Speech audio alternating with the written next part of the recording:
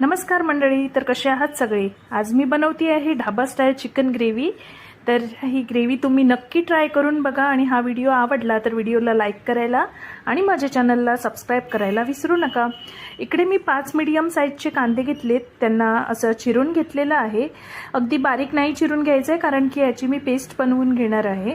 तर इकडे 2 medium साइजचे tomato घेतले, त्यांना पण असं चिरून घेतलेलं आहे। हे खोबरं आहे, सुकं खोबरं, याला असं बारीक चिरून घेतलंय। ओली कोथिंबीर, लसूण, त्याचसोबत सुके मसाले आहेत सगळे। तर मी तुम्हाला स्टेप बाय स्टेप सांगत जाईन। इकडे तेल गरम करून घेतलंय, त्यात हा चिरलेला कांदा आणि जी सोलून घेतलेली लसूण आहे ती अगदी गोल्डन ब्राउन होईपर्यंत मी परतून घेते आहे।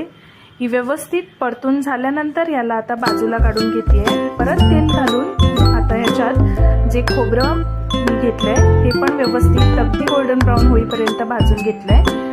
खोबरं पण बाजूला काढून घेतलंय। त्यानंतर हा टोमॅटो पण असाच तेलात जरा वेळ परतून घेतलाय। आता या सगळ्यांचीच आपल्याला पेस्ट बनवून घ्यायची आहे।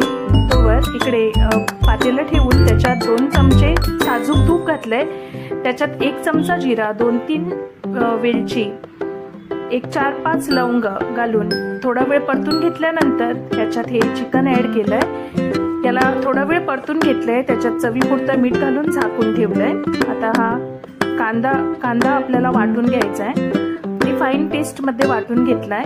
तोवर चिकन पण जरासं शिजलंय। शिजलेलं चिकनमध्ये हळद पूड, मिरची पूड, गरम मसाला पावडर, धने पावडर घातलाय आणि थोडा वेळ परतून घेतलंय।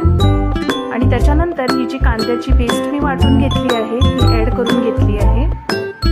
त्याच्यानंतर टोमॅटो आणि ओली कोथिंबीर याची पण पेस्ट बनवून घेतली आहे आणि ती याच्यात ॲड करून घेतलेली आहे।